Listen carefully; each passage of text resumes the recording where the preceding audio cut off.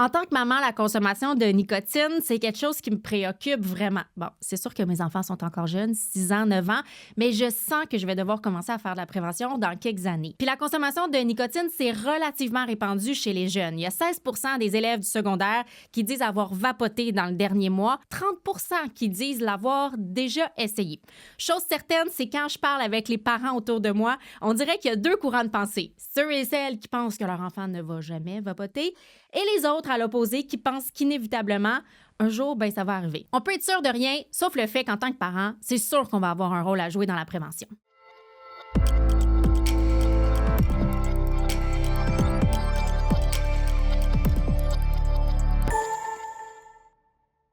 Bon, là, j'ai beaucoup de questions concernant la prévention en matière de consommation de nicotine et j'ai les deux personnes parfaites pour m'aider à répondre à mes questions aujourd'hui. En commençant par Catherine Kennel-Gauthier. Tu es éducatrice en prévention pour l'organisme Liberté de choisir.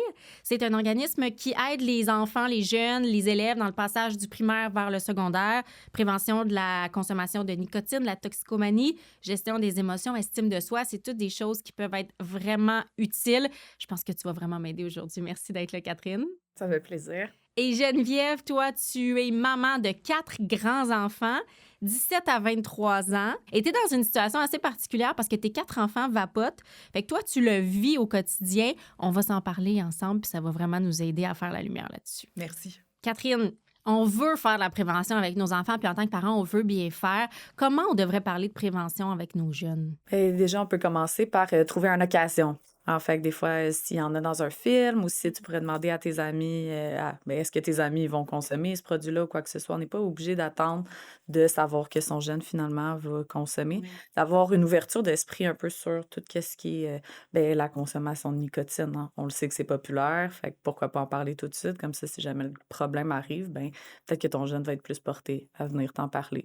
Puis ça démontre aussi que tu n'as pas de jugement tant que ça par rapport à la consommation puis que tu es là pour ton jeune. Donner de l'information, dans le fond. Le plus possible, là, puis avoir des bonnes informations aussi. Parce que nous, on passe dans les écoles, on leur donne l'information. Il faudrait que qu'est-ce que le parent ait dit, ça soit directement en lien avec ce que nous aussi on dit. On constate que notre enfant consomme de la nicotine, que notre enfant vapote. C'est quoi le premier geste qu'on devrait poser? Moi, je trouve ça super important d'en parler.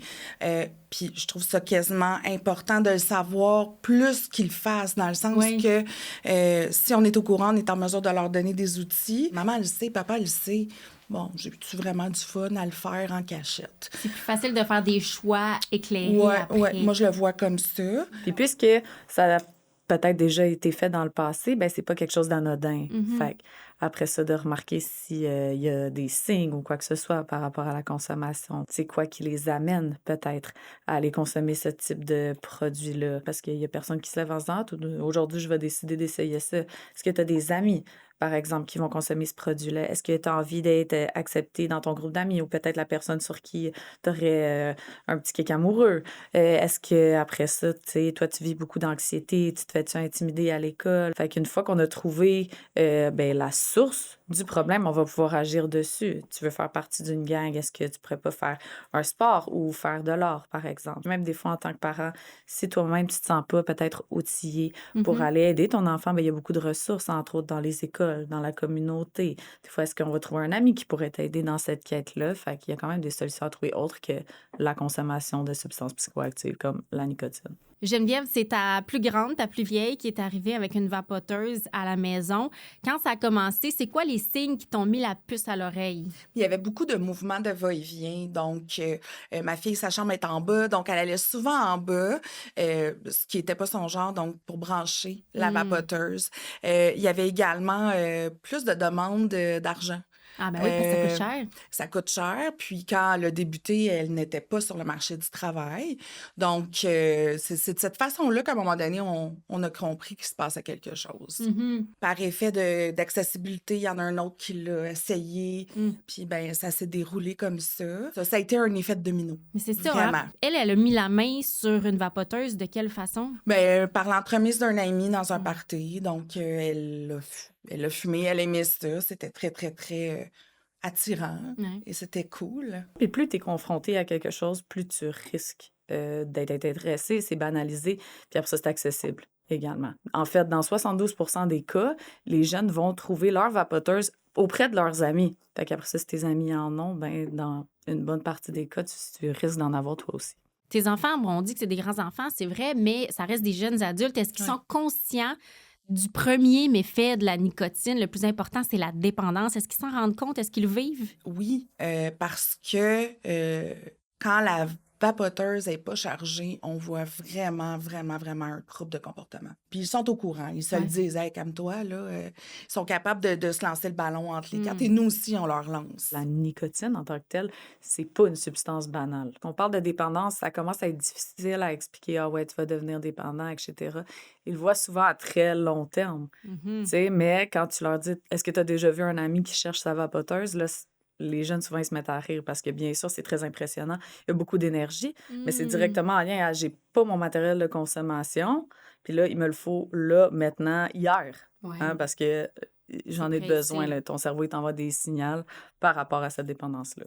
Pour un parent, par exemple, qui n'aurait pas réussi à arrêter de consommer de la nicotine, moi, j'imaginerais un ado aller le voir puis dire « Ouais, mais moi, c'est bien moins pire. La vapoteuse, c'est beaucoup moins pire que fumer la cigarette. » Qu'est-ce qu'on pourrait répondre à cet enfant-là, à cet ado-là? On pourrait y dire directement là, qu'il n'y a pas de débat à avoir parce qu'au final, qu'est-ce qui est consommé? C'est vraiment la nicotine. C'est ça qui va jouer sur la dépendance. Mais on peut l'utiliser également. Mais tu vois, moi, ben je suis coincée dans un cycle de dépendance où est-ce que peut-être quand j'étais plus jeune, je le voyais de cette façon-là. Puis maintenant, je suis un peu coincée là-dedans. Il y a une grande dépense aussi monétaire en lien avec ça. Peut-être que ça va avoir eu des impacts sur le parent. Fait que peut-être au niveau de la santé bucco-dentaire, par exemple, ouais, j'ai moins de souffle que quand j'étais jeune. J'ai de la difficulté à faire ci ou à faire ça. Fait que de le voir concrètement chez quelqu'un qu'on va aimer, hein, un parent, c'est un pilier pour un jeune. Fait qu'après ça, t'as raison, puis peut-être que moi, je veux pas ces répercussions-là pour moi. Je sais qu'il faut commencer la prévention tôt, mais quand exactement? Déjà, au primaire, toi, tu peux commencer par leur parler avec leur estime de soi, comment gérer leurs émotions, parce qu'on sait que ça a un lien direct éventuellement avec la dépendance. On commence à parler de vapotage dès secondaire 1 pour prendre le problème avant, bien sûr, qu'il arrive, parce qu'on sait qu'il y en a qui vont être confrontés à ça assez rapidement. Il y en a qu'ils vont en entendre parler, puis ça va retarder. Ou peut-être jamais même arriver la consommation parce qu'ils vont se dire, j'ai tellement entendu tout ce que ça pouvait créer sur mon corps, sur mon cerveau, que ça m'intéresse pas du tout. Tu sais, j'ai d'autres priorités. Parce qu'ils ont les informations. En effet. Ce qui est dur, c'est qu'on est confronté aussi avec nos émotions. Dans ce temps-là, moi, par exemple, là, je suis stressée dans la vie, je suis hypocondriaque, j'ai le goût de régler ça tout de suite puis d'en parler tout de suite. Comment on fait pour essayer de pondérer nos émotions, pour garder l'esprit ouvert puis en parler avec nos jeunes, de ne pas laisser nos émotions prendre toute la place? On peut revenir sur le non-jugement, la façon que c'est amené. Ils sont tellement habitués de se faire dire de faire ou de pas faire quelque chose qu'après ça, tu sais, moi, je te donne de l'information par rapport à un sujet. Tu peux être bien à l'aise de venir me poser tes questions. C'est pas dans la réprimande, c'est vraiment pour t'aider, en fait. Puis parle-en à tes amis. Si toi, t'en parles à tes amis, ça va peut-être faire son petit bout de chemin. On leur donne une mission. Oui, un petit peu. Je pense aussi qu'il faut leur faire confiance. Il faut leur faire confiance. Des fois, on pense qu'ils comprennent pas, mais ils comprennent.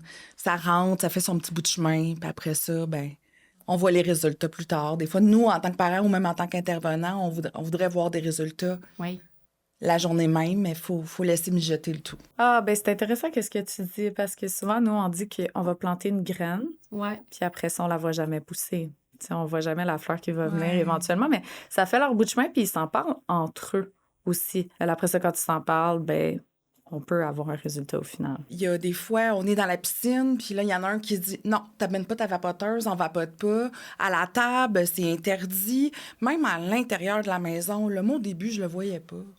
Tu t'en rendais pas compte? Ben non. Puis là, à un moment donné, ça devenait un petit peu plus comme on se fait couler un verre d'eau. Puis là, nous, à la maison, on a dit non. C'est à l'extérieur que tu vas vapoter, pardon. Puis c'est ça. Puis là, les quatre, ils s'encouragent. C'est des règles qu'eux se sont mis aussi. Ils s'encouragent. Fait que, tu sais, oui, à un moment donné, tu penses qu'ils sont tous un petit peu nivelés vers le bas, mais là, ensemble, ils sont capables de se niveler vers le haut. Oui, parce que les jeunes, dans le fond, c'est là que tu vois que toute la confiance que tu as mise en eux ben elle ressort. Des fois, j'ai l'impression qu'ils sont capables de le dire à leur frère ou à leur sœur, mais pas à eux-mêmes encore. Oui, mais il faut laisser le temps au temps. Moi, quand je vous entends parler, ce que je réalise, c'est que nous, en tant que parents, on a tellement un rôle important à jouer au niveau de la prévention. J'entends aussi, puis peut-être que je vais devoir recadrer ma façon de faire, de pas tomber dans la moralisation, puis de plutôt rester dans un non-jugement, puis une ouverture aussi. Geneviève t'apporte beaucoup ça, mais chose certaine, il faut commencer tôt. Catherine, je pense à toi parce qu'avec l'âge de mes enfants, estime de soi, gestion des émotions, parler de l'entourage aussi, des amis. Je me sens vraiment plus outillée grâce à vous.